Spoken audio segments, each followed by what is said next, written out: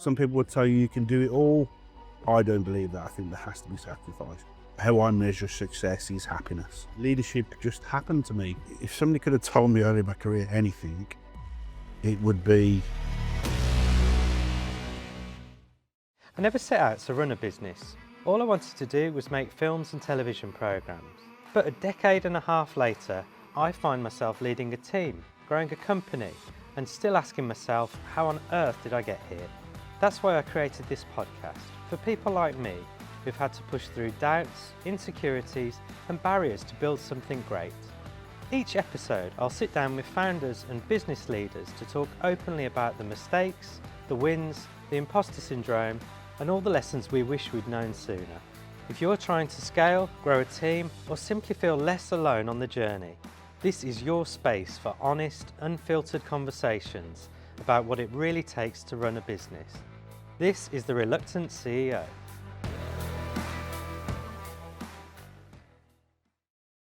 Welcome to the Reluctant CEO podcast. I'm Phil Arkinstall, the Reluctant CEO. Today I'm joined by Mark Petty, a sales director who has taken businesses from an £8 million turnover to just in a few years 80 million. Mark, thank you very much for joining me here today on the Reluctant CEO.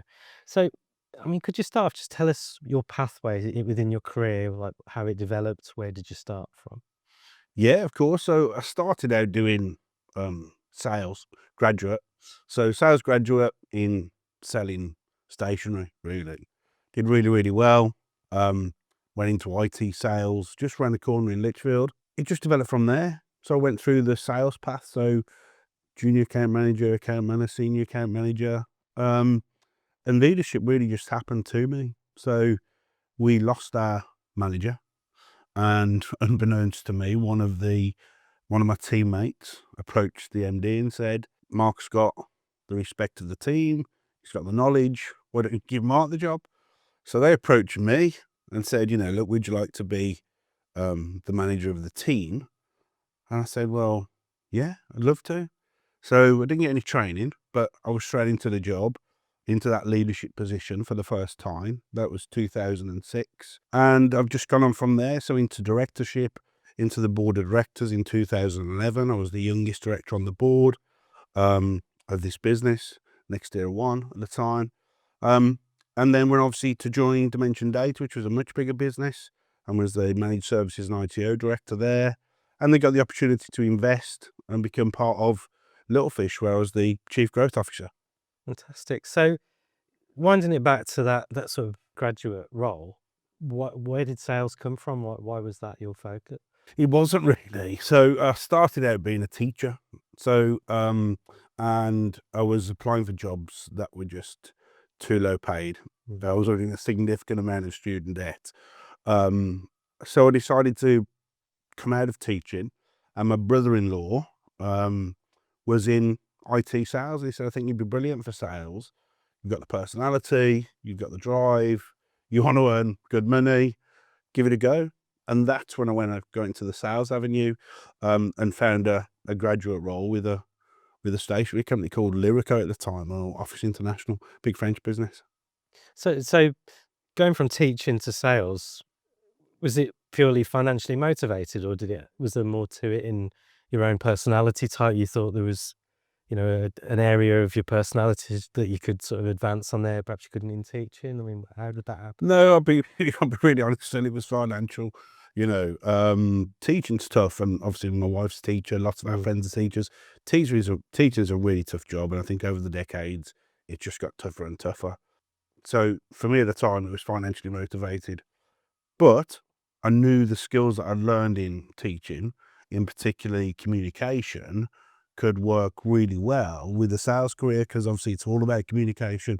So I took what transferable skills I had from teaching and brought it into my professional career as a salesperson. So you've made this transition from learning to become a teacher to getting into sales.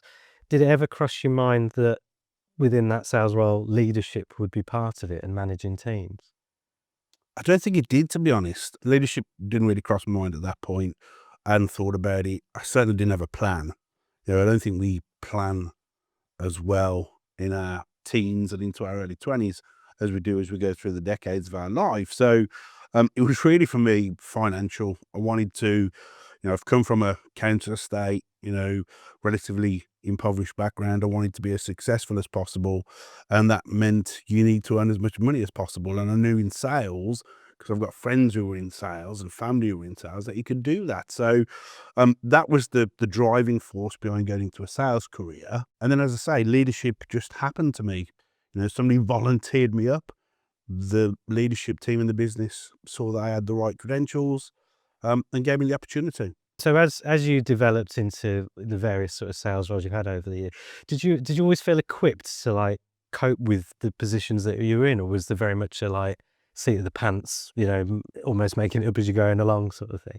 I think when I first got into a leadership position, it was definitely sort of learn from what I'd experienced from Mm. the leaders that I'd worked for, which, bear in mind, I'd only been working for 4 or 5 years.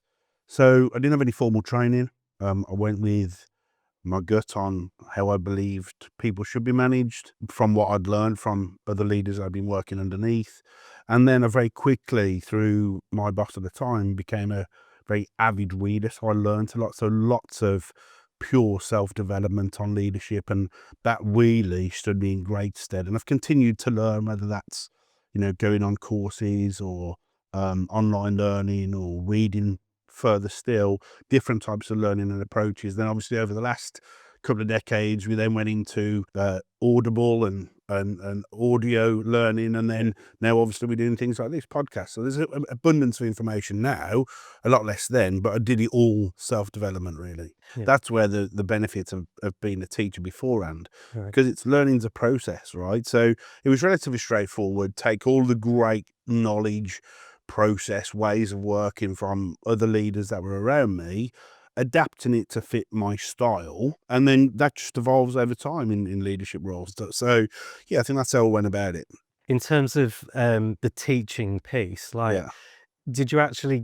were you actually in front of children teaching, or were you at the stage of like wanting to be? Just tell us a little bit about the teaching. Yeah, so no, I was doing a PGCE. I'd already done my degree. I was doing my PGCE. And yeah, I was in front of I was in front of pupils teaching Secondary. secondary school pupils. Information technology. That was my subject matter expertise coming from my degree. So yeah, I was teaching children. I was delivering lessons. I was having to create lesson plans. Communicating in the staff room. All of the stuff that you would expect from doing teaching as a full-time career. No, I think what I find interesting with self-development is, like, for me, it's sort of only really dropped in after running the business for about 6 or 7 years. And it sounds, I mean, that is a long time Yeah. to be running a business without having a real clear structure of what the plan looks like. But I definitely had a few eureka moments of things like mind mapping and planning out what the year's gonna look like. Did you sort of find that came through reading resources and learning more about sort of self-development and leadership in that way? Or did it just sort of come because you were scrambling on the job to find a solution to a problem? I think a couple of things really. So I was in a business of 120 people at the time. So there were several leaders around me from whom I could talk to, who could uh, encourage, guide, and point me in the right direction. So when you come into process type stuff, even if I hadn't done it before, it was just a case of taking it on board, learning it, and then I'm the sort of person who, once I've learned something and consumed it, I can teach it to anybody. So in terms of growth, what did that look like behind the scenes? So your career's going up the levels, you're doing extremely well for yourself. You've worked your way through all these different jobs to sort of C-suite level jobs. What does it look like behind the scenes for you? When you're in growth mode, which I think we probably were the most in Little Fish, significant double-digit growths. We grew the business from 6 million to 70 million over a period of about 8 years. It's fun. It really is. From the front end, it's fun because you're doing all of the exciting stuff. You're looking at marketing campaigns, you're trying to create go-to-market stories that resonate. You're trying to motivate the people around you to do the work that's required. The people inside of the organization can see the growth. They can see new customer logos coming on board. I think for them it's exciting because they can see opportunities for themselves in progression and maybe different career types within a growing business. So that's it's exciting. It really is exciting. It is fun.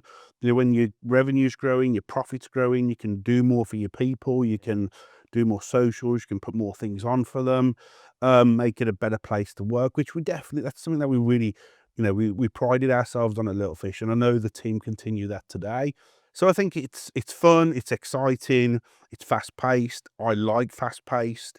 But then equally, you've got the challenges behind the scenes of, finding office space that you can grow into.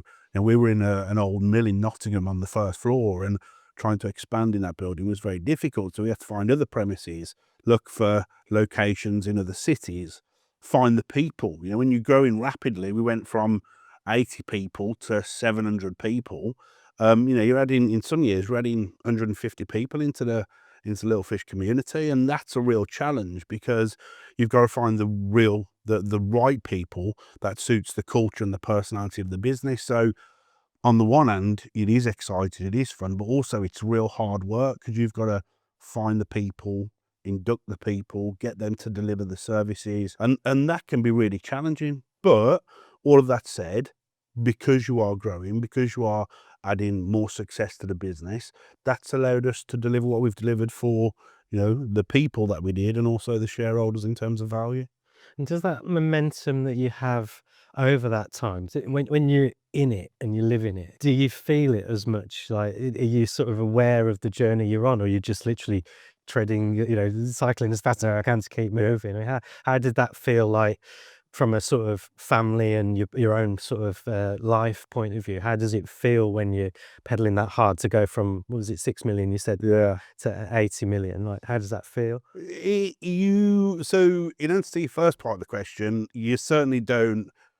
You feel it, but in when you're in sales, you're only as good as your last sale. Or if, every year you have to start again and go and build again. But we did have momentum. We did deliver great services. We had a great story. And if you've got those things, you make it easy for yourself. And you don't really. It was only when I left Little Fish last year that you actually look back and take a deep breath and go, wow, Yeah. what a success that was. But when you're in it, I learned early on that you've got to look after yourself first. And so for me, you make the family part of the business. So for example, we introduced family barbecues in the summer. So your family got to know the people in the business. I always have a team barbecue in my home. So that's part of my interview process. If within 20 minutes I couldn't invite these people into my home to meet my wife and my children, then there's no point in continuing the interview because it needs to start there. So you make your family part of it. You make them part of success. I took my sons into the office when it was, go to school, go to work with your parent day, Yeah. and they loved it. We had PlayStations and free fruit and vending machines and all sorts of stuff for the kids to use. So they loved it. So you've got to make it part of that and appreciate. It's probably more dogs into offices these days than it is kids. But I tried to make the two work very well together, and I think being more mature, I was able to do that relatively easily. So obviously there you've said a lot of positive sides of the integration, but is there a lot of sacrifice as well? Because that is big growth. Was there any sacrifice personally within that growth? I don't think there was sacrifice as such because I'd made the sacrifices much earlier in my career. Yeah. I was unfortunate enough to experience burnout in 2011. Okay. And so I learned a huge amount from that, which meant you look after yourself first. With the mask on the airplane, when people say, if in the event I'll put your own mask on first and help everybody else, I'd learned that. So I don't think at Little Fish, of course there are sacrifices. Your time, you spend time away. Yeah. My wife would tell you that I spent much time away, but equally, and I'm very proud of this, I never missed a sports day. I never missed a parents' evening. Yeah. I never missed a family holiday. It's about priorities, isn't it? And I think as you get older, you manage your time better. And certainly when you've been through something like a burnout, you have to prepare yourself better. You have to look for signals and look for making sure that you're able to look after yourself when these triggers start to come around. So no, I don't think there was massive sacrifice. It was a really enjoyable experience. Can everybody say that? I'm not sure, because I do think if you are going to have huge success in your career and your life, something has to give. And I say this wherever I go, whether I'm talking at events or wherever it might be. You look at all the most famous people that you've ever met or know of, you'll see a sacrifice, whether it's mental health, whether it's physical health, whether it's family, whether it's spouse, partner. You will definitely see sacrifice through the most successful people's career. Some people would tell you can do it all. I don't believe that. I think there has to be sacrifice. But for me, you choose your sacrifice. With all this comes the sacrifice bit that you mentioned, but in terms of like when you're in the job, was there ever a time you felt like, oh, I'm a bit out of my depth here. I'm sinking. You know, how do I get out of this sort of thing? I think inevitably when you move to a company in the first few months, I think you always feel out of your depth. I think when you first move into your leadership career or you step up into a different leadership position, I think there's always that overwhelming sense of, have I got the capability to do this? And I don't think out of my depth is probably the right terminology I would use. I think it's a case of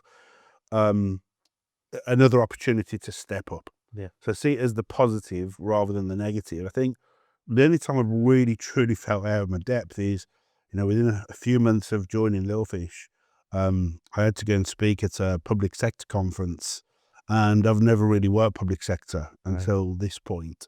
And I had to be the expert on the stage in front of 600 people to deliver a presentation that I'd created on a subject that I'd only just learned. And actually lots of people came up to me afterwards and talked to me, and there was opportunities to talk to them further beyond the show. But I felt completely out of my depth at that point, talking about something I didn't know and trying to remain confident.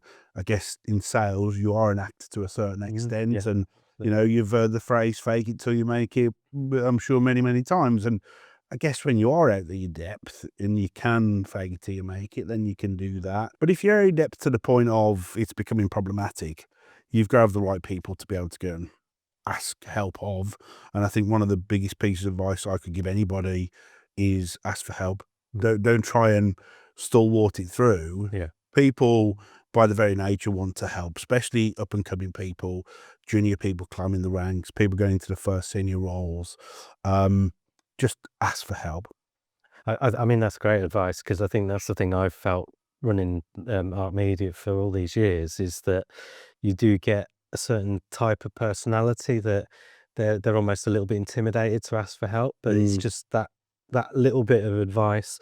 And to be honest, anyone who's like mature in a business, who's been in their industry for a while, they love sharing advice. Everyone absolutely loves to share it. So any reluctance to not ask the right questions is they should really not think in that way, because you just end up fudging it and it all goes to pieces. So I think that's a strong bit of advice. I think your point there, Phil, about questions is really important. Somebody once told me very early in my career, there's no such thing as a stupid question.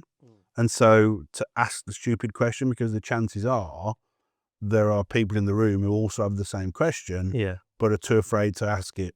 So because as I said, I've got that confidence, I would always ask the questions, to the point where some people would laugh at the questions that I'm asking, but that's because they maybe knew the answers that I didn't. So I would always ask lots of questions, and I'd encourage everybody to ask lots of questions. And sorry to interrupt you, but I think one of the things that's changing so much in society now is that technology is allowing you to ask questions, even if you don't want to have that human interaction. Think about ChatGPT, like it can give you so much more than trying to do a Google search or anything in the sort of years ago. So that's a really good tool, but the human aspect, the knowledge transfer is probably much more important than using technology. But at least that's there as a tool now for people who are a bit reluctant, I suppose. Yeah, we evolved, don't we? And I think, you can ask people face to face if you've got a mentor or, again, your peers. You've got ChatGPT and other tools to ask technology that's got, volumes of knowledge and information at their fingertips. And then there's places like Reddit where it's the best of both worlds, where you've got human beings answering questions from human beings, but it's obviously online and you don't have to have the uncomfortable approach of asking a question face to face. So it's brilliant today. There's so much information out there. Yeah. I think people don't have an excuse not to self-improve, self-develop, get answers to questions. There's just so much information available now. Was there any sort of painful or awkward moments in your career that's like really changed or shaped your thinking beyond that? Has anything happened that it's been like a eureka moment, but coming from a position of, of weakness almost to actually think, right, oh, actually, that's changed my whole outlook on how to move forward? Yeah, I think though I could probably spend the whole of the podcast in just answering this one question. Right. Phil, there's been lots of painful moments Yeah. in careers. I think you're very, very fortunate if you avoid those types of things, and that can be from simple things like making, a very poor hire, where you think you've done a great interview, you've taken references, you've drilled into the individual as a human being, and then they still fail to deliver in the role that you've selected them for. That can be really painful. That can set you back, and you learn a lot from that process. So, I could talk to you about lots of examples like that. The biggest one for me, though, and it's something I never used to talk about until I got much more mature, was that burnout, early in the career where I had a very young sales team. I didn't want to hire people who could be a threat to me and maybe take over my position. And, you've got that bravado, I think, which comes with the confidence of doing 70 and 80-hour weeks, getting up at 4 and 5 o'clock in the morning for trips the length and breadth of the UK, and then working on proposals till the early hours of the morning. It's very, as I say, very bravado and masculine and all that good stuff. That actually is a really good stuff. And I learned a huge amount from that. You ask anybody who knows me well today, and they will tell you how much I love sleep. I absolutely prioritize my sleep. Back then I would have said stupid sayings, really, like I'll sleep when I'm dead. Well, if you don't get enough sleep, that's going to come quicker than you think. Yeah. So in terms of like moments in your career, you mentioned burnout. So can you tell us a bit more about that? Yeah. So, in addition to what I've already said, I think it's important to recognize when you're in a position of burnout. What does it mean? Is it tiredness? Is it lethargy? Is it stress? What is the combination of things? And almost 2 decades ago, you didn't have lots of information available. You certainly couldn't ask ChatGPT. Today, for people, if they're thinking they're struggling with burnout, there's lots more information available. There are professional people that can help. There's a great lady, Hannah Alden, who you can find on LinkedIn, who runs courses on preventing burnout or recovering from burnout. And these sorts of things are readily available now. So, for me, I learned the hard way. It doesn't have to be that way for new leaders or business owners. There's lots of things you can do to prevent that type of stuff. Learning your triggers, making sure you aren't working silly hours and making those type of sacrifices. Make sure you are looking after yourself, getting the right amount of sleep, getting the right nutrients into your body, spending the right amount of time working on yourself, not just constantly working on the business. But what that did is that set me up then to be a much better leader for other people. And even when I saw in my peers, it meant I could reach out and help proactively because you see things that previously you've probably experienced yourself. So again, it's about how do you turn that negative into a positive, because there's always an opportunity to do that, Phil. One thing that sort of story reflects on is like the experiential, you've been through that moment, you've lived through it, you've learned from it, you've had support from it. In terms of like passing that on, I assume like you as a mentor to younger people in your team, you've done it, but did you ever have mentors that really helped you to develop in your career? Yeah, I did. I was very fortunate to have two very good mentors who, looked out for me. We would meet regularly as we stopped working together, but we'd meet regularly and discuss things that are happening either in my career, in my business, in my life at home. Good mentors can be quite holistic and look at all different parts, other than just mentors. As I got older and could afford it, I got myself a coach. And I think that's a great opportunity because that is about precision and focusing in on your professional career, on the role that you're carrying out at that moment in time. And a great coach is trained to ask questions that make you think differently, make you think in different ways about problems or opportunities.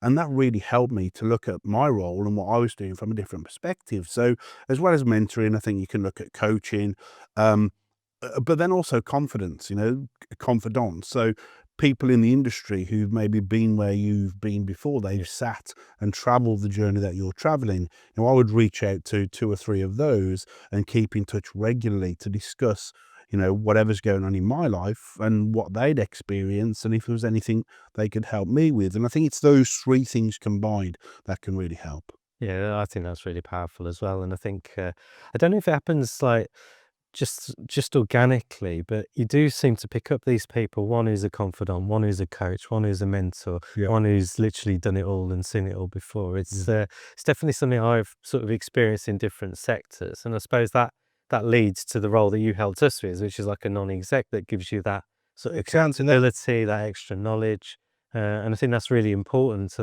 that growth journey. Is you can't figure it all out for yourself. You have No. to rely on people that have already trod the road, whether it's the same road you're on or Yeah. something slightly different. It's really important to sort of maximize, that experience that's out there, really. Yeah, I would agree with that 100%. So I think one of the challenges a lot of people have in their career is imposter syndrome. Even confident people, I think it can creep in, maybe with a promotion or with a particular piece of work that they might be doing. Is that something you've ever encountered in your career?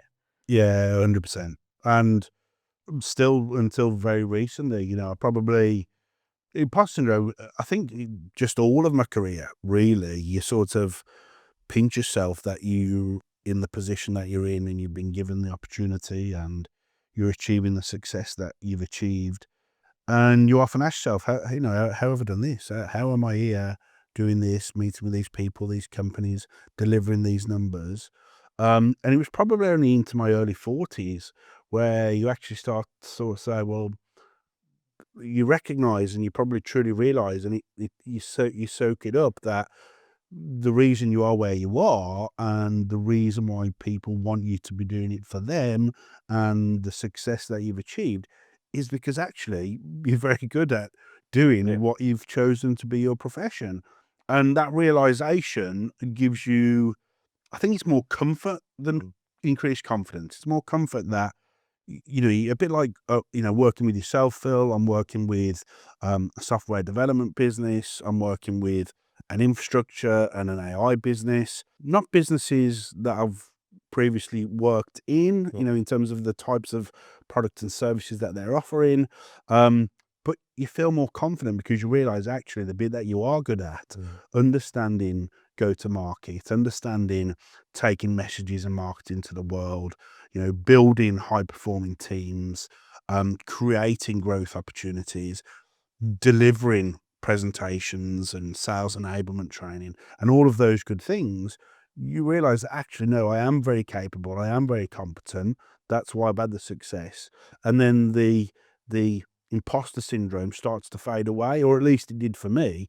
But it was with me for 20 years of my career. So it's not one trigger of like, bang, you've done some piece of work or won some particular project or had some sort of financial return, like bonus or whatever it might be. It's not a trigger for you. It's just a passage of time. Is that right? I think it's more the amalgamation of all those Yeah. things. The amalgamation of being successful is achieving your bonuses. Mhm. The amalgamation of being successful again in a different role with a different company might be, shareholder value they've created for yourself and others. So I think it's an amalgamation of all of those things of consistently being success and achieving that it sort of gives you the overall confidence and clarity and comfort that, yeah, this isn't a mistake. This is real. You've been able to make this happen. Yeah. Earlier on, you said like you're naturally extrovert and confident, but does that grow year on year because of the abilities that you're growing within your role, or is it something that because you're already starting off on a good base, you're already at the sort of level where you can cope with anything, or is there still some points to push through in terms of confidence? No, I think it's important to maintain it, and I think certainly early in my career, there was a lot of youthful exuberance, a lot of self belief, and you do get some peers who start to think that maybe you've got a bit of a swagger around the office, or you may be a bit overconfident, but you've got to think about what sales is as a profession. Sales is about experiencing huge volumes of rejection Mm. before you get acceptance. Yeah. And you need to be really resilient to be able to recognize that, these rejections, they aren't personal. Yeah. It's business, it's professional, and it's a numbers game. You have to go through lots of rejections to get to the acceptance. And clearly, what you're really looking to achieve is better ratios. So, you're more successful than you're not. And that certainly comes through your career. And as those ratios improves, without shadow of a doubt, your confidence improves. And that confidence can come from many things. It can come from having a great team of people around you. It can come from having a great service or product to take to market. It can come from having a great story to tell Mm. about the service and product that you have, or it can be a combination of all of those things. So I think the more successful you are, the more confident you are. Um, but always, guiding principle, remember to stay on that fine line that I talked earlier about confidence and arrogance. But yeah, success begets success without shadow of a doubt. How do you measure success now versus how you would have measured success when you were just finding your feet? Hugely different. Hugely different. I would have 100% measured success always on income and earnings, because that's what I set out to do. Earn as much money as possible, be in the top 1% of earners in the country. I was fascinated by everything top 1%, and I wanted to be top 1%. I certainly wasn't top 1% in the gym, but that's for later in life now. So I would measure success by income, by achieving bonuses. That's definitely changed. For me today, how I measure success is happiness.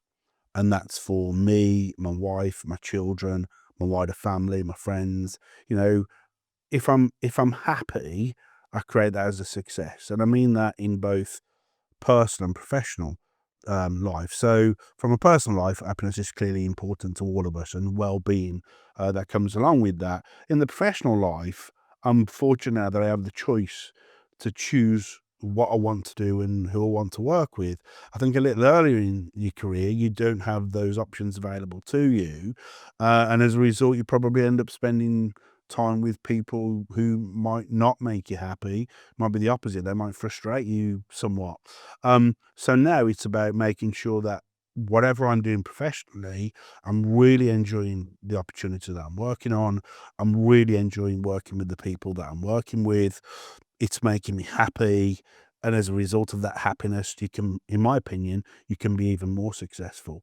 So I'd definitely look at it very differently today as I would 20 years ago. Income, success, today, success for me is happiness completely. Where does the money and the financial side actually fit with life? I don't think it depends on your background. Mm. As we've talked about, my background was very, very working class. Um, in a city school, council estate upbringing, which I'm very proud of. Still have all of my friends from when I was growing up. Um, so it never leaves your mind's eye, for me personally, to ensure that financially you continue to have security, stability, and to provide the life that you want. But it certainly becomes less important the more success you have, and as you start to build financial security for yourself and your family. I think that's natural with anything. I guess it's a bit like athletes. You take Sir Steve Redgrave. I think he's probably on his fifth or sixth gold Yeah, medal. yeah. At some point, the focus has to change, and for me, it definitely has changed. I think you're still aware of it. You're still conscious of it. You still want to earn well and all of those things when you engage in work. But as I say, for me, the change has gone from being just financial to being more around happiness Yeah. and contentment. What bit of advice do you wish you'd have had early in your career that might have either sped the process up or made things a bit easier for you as you went along? What would that be? I have to be honest. I think if somebody could have told me early in my career anything, it would be to get involved with investing in a company, becoming a shareholder sooner in my career, understanding the world of private equity, um, because I wouldn't have been PAYE for so long. Yeah. I've had a great career, worked for some exceptional leaders in some exceptional businesses, had great success.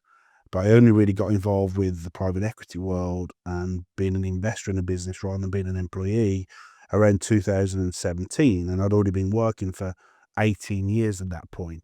If somebody had exposed me to that world of business ownership, investment, private equity, I would 100% have started that journey much sooner, because it is the way to create financial security. There are lots of people who earn very well in careers, outside of business, think sports, but in business, for me, only the top 1% will achieve success through career earnings. The majority of people to achieve that financial security will probably go on to be business owners of some type. And I wish somebody had told me about that much sooner in my career.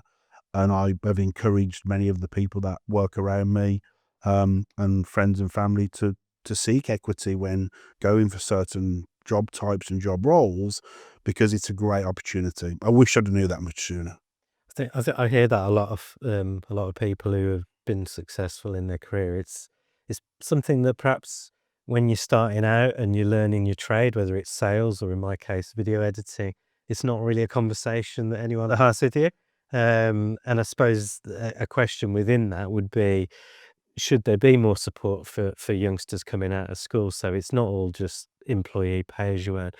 Should there be more education at that sort of stage to actually empower people at a younger age? Because it does feel like every time I hear they've learned that through time and passage of time and seeing wealth being accumulated elsewhere. It does feel that it should be something that perhaps people are exposed to earlier.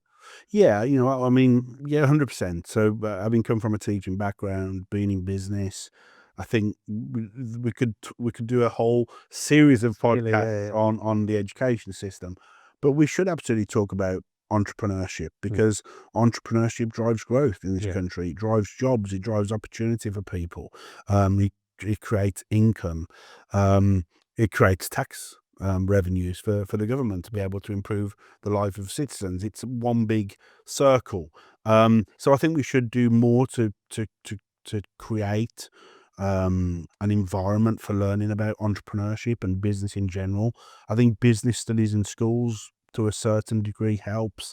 I remember something I used to get involved with when I was at school called the Young Enterprise, and where you would start up and run a small business as Yeah. part of the business studies course. I don't think that's still That happening. is, I don't think yeah. it's going anymore. That's the sort of thing that we should be bringing into the Yeah. classrooms. Yeah. So I absolutely think you need more exposure at a younger age to learn these things. I certainly talk to my children. I've got a 19-year-old and a 15-year-old, and I certainly talk to both of them about this world now, and they're so intrigued by it all. Yeah. And they, my eldest will talk to the CEO, the business owner of his current employer, about his goals and what he's achieving. So it is about exposure. Oh, I wish I'd been exposed many, many years before.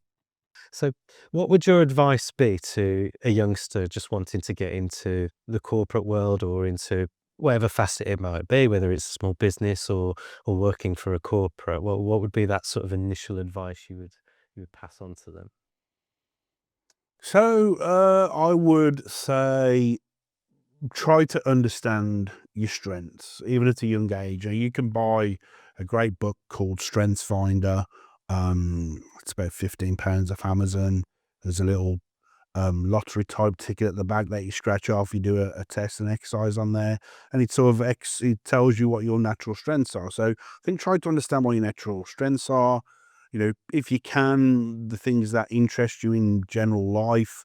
if you think you could find a career in that and there's interest in doing a career in that, and combining those things with your strengths, and then maybe speak to your parents or your parents' friends about, people who they may know in businesses that you're interested in becoming part of. See if you can get introductions and just have embryonic conversations. I remember sending my son off to do some mock interviews as part of his A levels, and 2 of the 4 offered him a job. Wow. Um, and that was nothing to do with the fact that they knew me. That was because Yeah. he impressed upon them Yeah. when he was doing mock interviews. So by opening up conversations with maybe networks of your parents or your parents' friends, you will find opportunities to get into what it is that you want to do. So I think research is important, knowing your strengths, find somewhere where you can go and be passionate, or at least be enjoyable. And as I've said already many times, where you believe you can be happy. Those are probably the things top of mind that I would recommend. So, Smile, what was your experience of leading teams through sort of pressure and uncertainty? I think in early in my career, leading people through pressure or pressurized situations, I would probably try and take the responsibility for that and take Right. the pressure off them. I mean, within 2 years of starting my leadership career, Mm. we went into the Great Recession of 2008. Lehman Brothers closed the door on the 15th September, and that was a tumultuous 4 years. So it was really important that we just kept working through whatever the pressure was. It was really important to me to have a look at what we were doing, how we were operating, and really hone it. Are we telling the best story? Are we doing the best things in front of the people that we're meeting to put our business across in the right light? So I think in pressurized situations, trying to take some of the responsibility away, but also making sure that you are trying to be the best in a very competitive market. I think in situations where, things are just so not the norm, the best example we all have of that is COVID. Yeah. When COVID came around, nobody'd really trained us for that. We've never had a pandemic in this country. Lots of us were really uncertain as to what's going to happen next. And I think at that point for me, I was a bit more mature in my career. You have to be vulnerable. You have to be with the team, and like they are, you have to accept the circumstances. You have to explain that we've not been here before, and we brainstorm and we talk openly about what we should be doing. And one of the things that we looked to do in the COVID times was we were all a bit like recoiled springs because we wanted to be out talking with people. So we did a project Recoil, and we started to investigate where we felt which industries are going to respond faster, which Yeah. industries are going to bounce back. And then we started to create campaigns and target accounts ready for when the world started to turn again. So for me, in times of pressure and uncertainty, it's always important to be trying to move forward and do things rather than just sit back and wait, which I don't think helps anybody. So, Mark, what does the future look like for you? Do you know, Phil, I really don't know. It is the honest answer because, I came out of a very successful business, having put in a significant amount of effort for a number of years. I planned on taking 12 months out. I think that lasted about 4. And then I got involved with non-exec director roles, which I'm loving doing. I'm unsure completely what's next. I don't have a set plan for my career from here. I'm just going to enjoy doing my non-exec director roles, a portfolio career for now. I'm helping people out with consultancy around how to grow their organization in addition to my non-exec director work. It's going extremely well. It's all being done by word of mouth. I'm not having to market myself or have a website or anything like that. It's people who know me or know of me, and things like these help. Podcasts help, where and talking at events where people will come to you afterwards and seek your advice or involvement in something. So I'm enjoying doing that for now. I've been doing lots of football coaching throughout my career with both of my children. That's starting to come to an end now, so I'm gonna have a bit more time. I'm unsure 100% what the next 10 years look like. But whatever it is, I'm going to be looking for the same outcomes: success, happiness, working with people that I enjoy being around, and avoiding all of the nasty things that come with having to work really hard and be successful. So you can be rest assured, whatever it is I do, those things will be involved. Brilliant. No, thank you very much, Mark, for joining us. And yeah, all the best for the future.